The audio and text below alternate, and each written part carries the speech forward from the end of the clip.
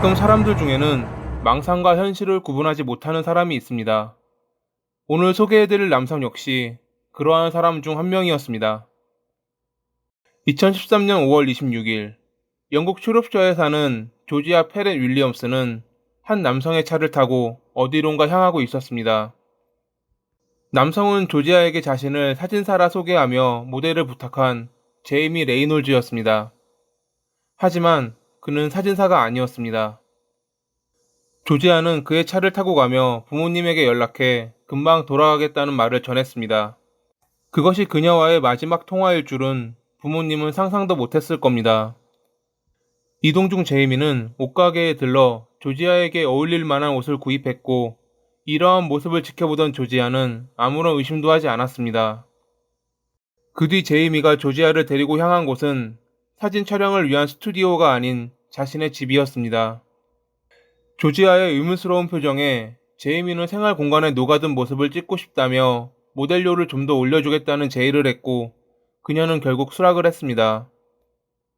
처음에는 평범한 포즈를 취하라 말하던 제이미는 본래 목적이었던 과학적인 포즈를 취하도록 강요했고, 그 강도는 더욱 심해져 갔습니다. 얼마 후 사진 촬영이 다 끝났는지 제이미는 집을 나왔지만 조지아의 모습은 보이지 않았습니다. 한편 조지아의 부모님은 늦은 시간까지 연락이 없던 딸을 기다리고 있었습니다. 이번에 들어오면 혼쭐을 내줘야지 라고 생각했지만 다음 날에도 그녀가 돌아오지 않자 곧바로 경찰에 신고를 합니다. 신고를 받은 경찰은 조지아의 SNS 계정을 통해 그녀가 제이미와 사진 촬영에 대해 대화를 나눴다는 사실을 알아냈고, 곧바로 제이미의 집으로 향했습니다. 물론 처음에 제이미는 자신의 범행을 인정하지 않았습니다. 그녀가 자신의 집에 와서 촬영을 했던 것은 맞지만 촬영이 끝나고 떠났다 진술한 겁니다. 하지만 경찰은 그의 말을 믿지 않았습니다. 그도 그럴 것이 제이미는 5년 전인 2008년에 비슷한 범죄를 저질렀던 전적이 있었거든요. 2008년, 제이미는 한 여성을 자신의 집에 초대해 조지아에게 했던 방식의 촬영을 했던 적이 있었습니다. 하지만 촬영을 거부한 여성에게 강제적으로 포즈를 취하게 하려 몸싸움을 벌였고, 이웃의 신고로 체포됐던 인물이었습니다. 촬영을 거부한 여성은 그가 자신에게 이상한 포즈를 강요했고 죽일 것 같은 느낌이었다 진술했지만, 후에 합의를 통해 제이미는 풀려납니다.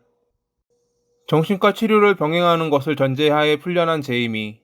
하지만 치료를 받아도 변하지 않는 제이미의 모습에 그의 부모님은 경찰서로 향했습니다. 그들은 사건 담당자에게 제이미가 모은 폭력적인 외설물을 보여주며 자신의 자식이 무슨 짓을 저지를지 모르겠다 호소했습니다.